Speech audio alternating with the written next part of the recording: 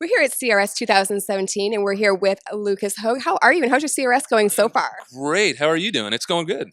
All right, Yeah. awesome. Well, you are at Country Radio right now with your latest single, Boom Boom. So tell us a little about that fun track.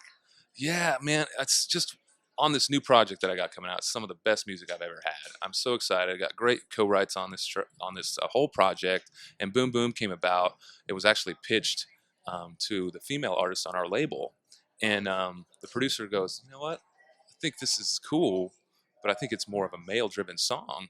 So they actually forwarded him a demo that they had done for a male guy, and I fell in love with the track. It's awesome, and we did some great stuff. Went to Vegas and shot the video out there in the Red Rocks, and I rented a '68 Shelby Cobra and driving around like Magnum PI type stuff. It was fun. It's good times. Awesome. And you also have a new single coming soon, Dirty South. So, what can you tell us a little bit about that so far? Yeah, Dirty South is near and dear song to me. One of the first writes I ever did with Jack Williams, who used to write for The Who, and Troy Johnson, who can sing his butt off. I mean, awesome, awesome guys. So I sat down with them in his little farmhouse right across from the Loveless Cafe. And I get up there, and my buddy Troy's kind of got this cool little groove going. And I was like, man, that's dirty and sexy and fun all at the same time. And we sat down, and Dirty South came out. So it's really cool about, being out there with your girl, just having fun, going swimming in the river, and just typical stuff that everybody loves to do in the summertime. Awesome. Well, we're looking forward to that one. Good. And I know you're also finishing up on your studio album. So, what can fans expect with this new collection of music? Yeah, well, I love to take people on a journey. I mean, a lot of people say that, but I love telling a story from the very first song to the very last track, and it's stories about my life. A lot of co-writes, like I said, on there, a lot of good friends, and then a song that's very near and dear to my heart that I wrote with my buddies Tim Gates and Corey Barker. It's a song that I wrote in honor of a friend I lost in high school, which I come from a town of 44 people. So when you lose a friend like that, it's like losing a brother, and he was the greatest. And it's about riding up and down, the back roads with our bicycles and stuff. So he's a great guy, great guy. So I'm glad I could finally share that song with everybody. Yeah. And your calendar is already filling up for this year. So, for folks that haven't seen you perform yet, what's your live set like? I love to bring a lot of energy. All my guys are fantastic musicians, and that's what I love about it. It's real musicianship. So, they're just on top of their game. They love to have fun. We love to have fun with people on stage too. So I like to interact and talk to people and tell stories and keep that energy going. And then I like an ebb and flow, and kind of bring people feel like they're on stage with us. That's what I love about it. And yeah, we just play tons of stuff. Yeah. And then also, you perform a lot of military concerts. So, when you're going into that, do you kind of prepare differently? And what are those experiences like for you?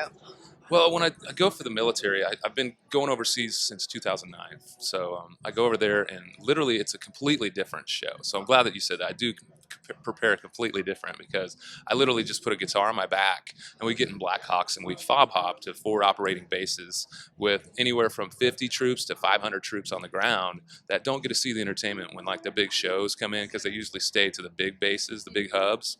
So we bring the show to them and just hang out with them. And sometimes I'll just sit down like this, and there'll be 5 or 6 people in a room, and we'll just play a little bit, and then just maybe sit down with them in the DFAC and have a meal. And it's just something I love to do and love to give back to the military in any way I can. And this is the best way I've found out to do. So I'm sure it's very rewarding for you. it is, and humbling at the same time. Really is.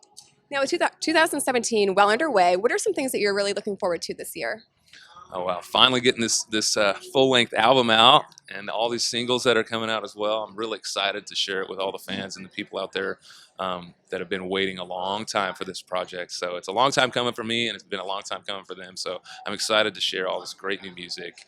And not only that, we're going back overseas to tour with the troops to London and Germany and Eastern Asia and stuff. So we'll be over there quite a while. But it's just it's a really full year with playing with our peers and just having a good time out there with our fans.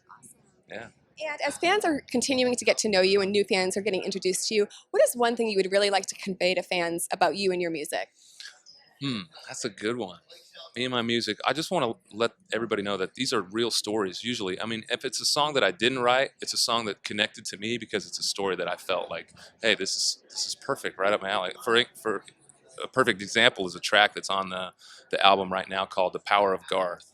I grew up a huge Garth Brooks fan. I mean, huge. I really wasn't listening to a whole lot of country music when I was like, you know, fifth and sixth grade, because I had two older sisters and an older brother, and every time they played the radio, I didn't like anything they were playing. I didn't know what they were saying. It was crazy. And finally, my dad started bringing me this country music stuff, and then a friend of mine, when I was about a fifth, sixth grader, brings in the No Fences album from Garth Brooks. I'm like, this is country music? What? I love this stuff. And it just went from there. So when my buddies Matt Rogers pitched me the song out of Olay, and Terry McBride was one of the writers as well. I just felt like the song was written for me, and so I had to cut it. And it's one of those songs that I hope everybody can relate to as well, that grew up listening to Garth's music. Yeah. Now, we're at CRS, and it's a week all about country radio. What's one song that when it comes on the radio, it still resonates with you and really kind of hits home? Oh, that's a good one. There's so many. I know there are so many songs that I just love. Um, if I had to pick a Garth song, it'd be "Much Too Young." It's one of those melodies that just when you hear that guitar picking part, and the fiddle come in, I'm like, holy cow, this is such a great melody, and it's so simple. But everybody that first hears that, I mean, we even put it in our live show to go kind of ties in with our Power Garth song, and people just go nuts because it's that song that everybody can relate to, or it takes them back in a time in their life that they just fell in love with. But there's also another song, that "Boys of Summer." I love that song, "Boys of Summer." So that's one of those older songs that I just love. Gives you that feeling of, you know, summer's coming to an end. You know, it's about time for fall, but it's like still, you know, it's still there. You know, I just love that. And then finally, music is consistently evolving and growing, especially country music. But what is one thing about this genre that really resonates with you? You know, I still love the fact that the country genre is still fan based. I mean, it really is. They're still buying records, you know, there's really are. I mean, although there's streaming and all that stuff going on, when you go to a show, people still buy records, and I love that. And because I still buy records, I'm still a fan of music and having it in my hands, you know, and being able to read the stories that go on the sleeves and stuff. There's something about it. I guess, you know, that's what I love about it the most. That it's still the best kind of social media. You know, country music to me is the best kind of social media when you get to interact with your fans. I mean, there's not a whole lot of genres that you get to do that, and that the artists are tangible enough to the fans can come up and say, "Hey," or give me a hug, and "Hey, I love your music." I mean, that's what I love about it the most. Well, thank you so much for taking the time to chat with us. It's great to hear all about the new stuff that's on the way, and we're super excited for you. Thank you guys so much. I appreciate the time. I really do. Thanks.